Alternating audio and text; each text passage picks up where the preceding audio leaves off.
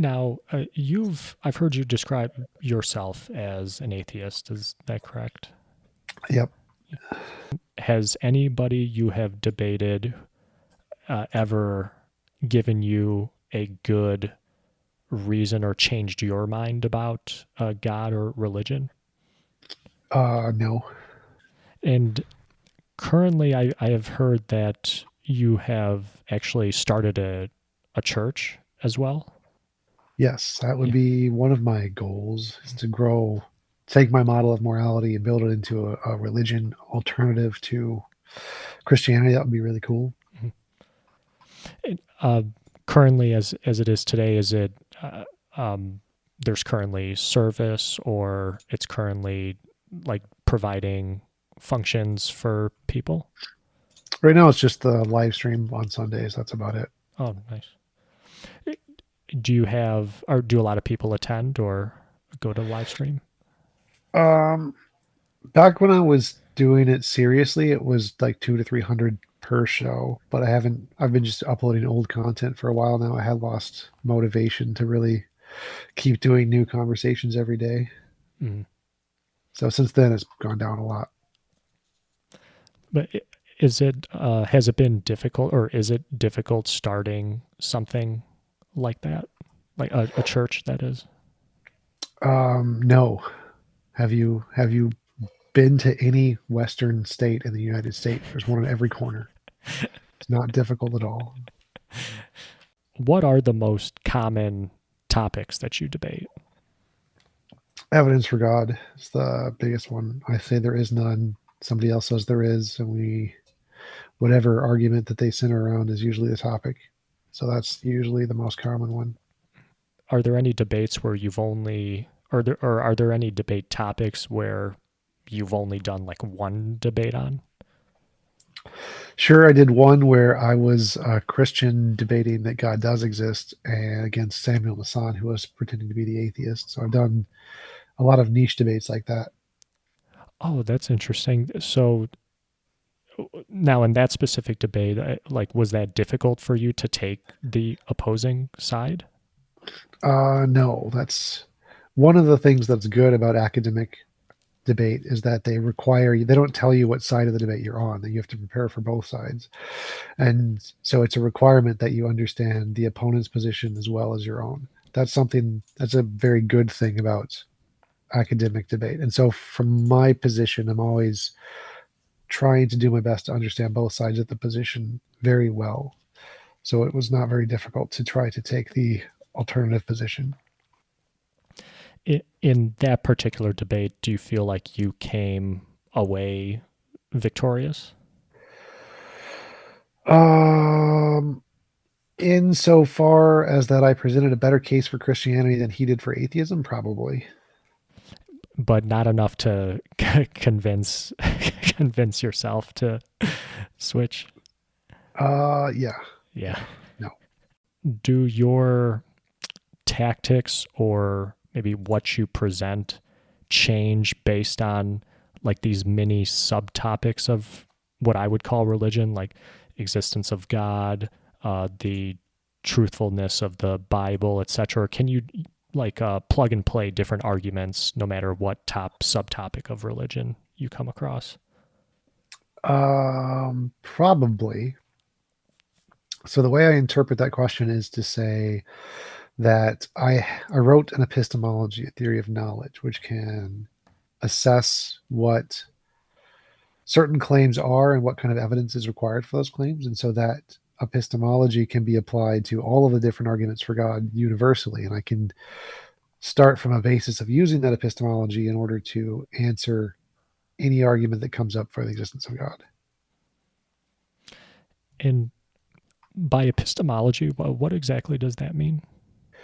Epistemology is the study of knowledge. And so anepistemology is a formal method in order to establish what knowledge is. Like justified true belief is the contemporary definition of knowledge, and what counts as a justification would be your epistemology. So, eyewitness testimony could be evidence of something, or empirical evidence could be evidence or something, or shaking a magic 8 ball could be evidence of something, and your standard of whatever qualifies something as evidence is your epistemology. In the topic around the existence of God, are or what are like the common themes that you bring up for in favor of your side across your debates with different people? Or are there common things that you bring up with your opponents? Sure. So like Jesus drawn babies, it's a great line from Pine Creek.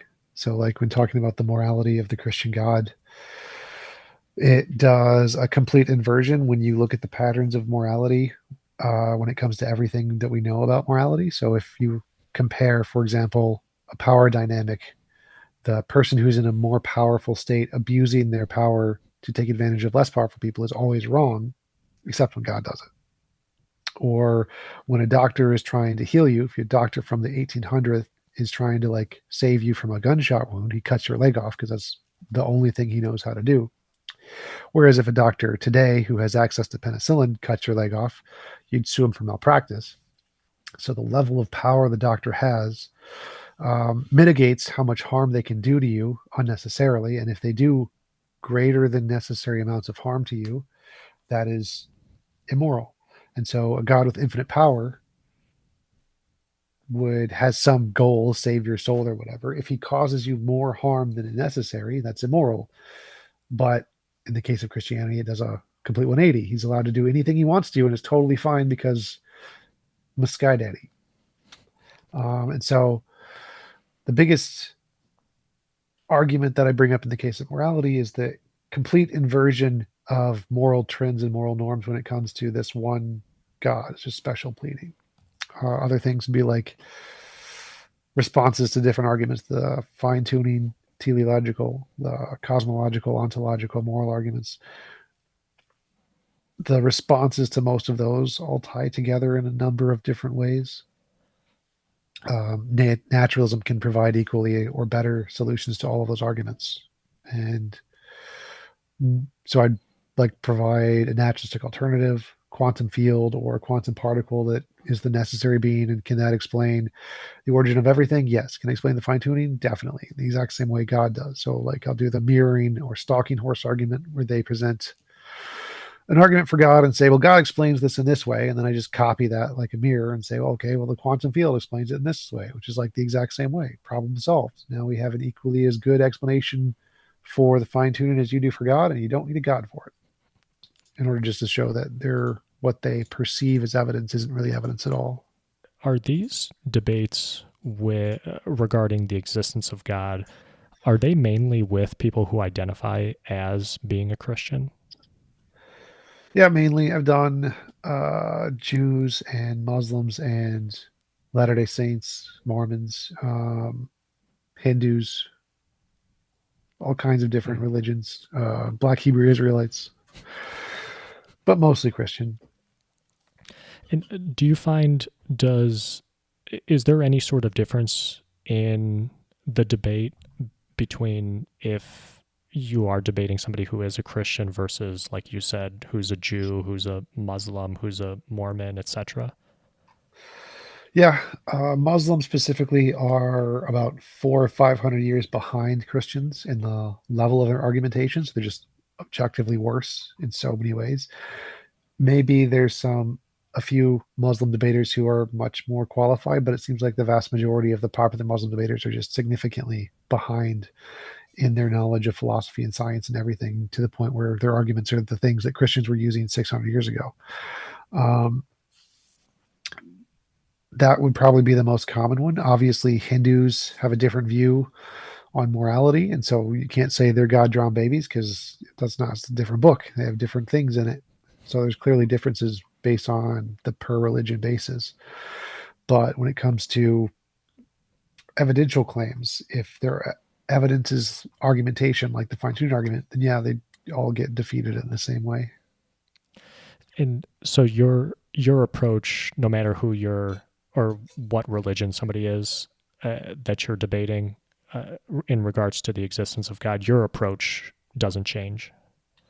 Oh yeah, but my approach is essentially asking them what is the best evidence you have, and so that approach is never going to change because it's essentially just asking. for their position. Mhm. And so it's not like I have a pre-written script or argument that I'm going to present no matter what the opponent says. I always ask them first, what's the thing that they think is the most important. I've also seen your debates regarding evolution, and I know that this is something that kind of gets tied into religion. And why do you think this belief or non belief of evolution is so tied to like Christianity or religion, or do you think it is like very strongly linked? Like you, if you're a Christian, you don't believe in evolution. Because in the Bible it says humans were created from a dirt from Adam, and woman was created from his rib, Eve. And so it wasn't billions of years of evolution from different species to humans. It was a much more direct process in the Bible. And so literal interpretations of that will give them the perceived belief that evolution must be false. And so it's pretty much exclusively a religious trend to deny evolution on the grounds of their book saying that it didn't happen. Does that conversation change, or or maybe does it? Yeah, does it change at all whether somebody's like Jewish or Muslim or Mormon or Hindu? Um, yes. So, like, Hindus typically don't reject evolution. They don't have any reason to. It doesn't, their books, the Bhagavad Gita, the Vedas, they doesn't say anything against evolution. It's very cryptic and non-direct, and so there's no reason to like think that because those books exist, evolution will be false. Saying evolution is false is pretty much exclusively a Christian and sometimes a Muslim thing, but mostly a Christian thing. Jews don't really care as much. Jews mostly don't take the Bible as seriously or as literally as the Christians do.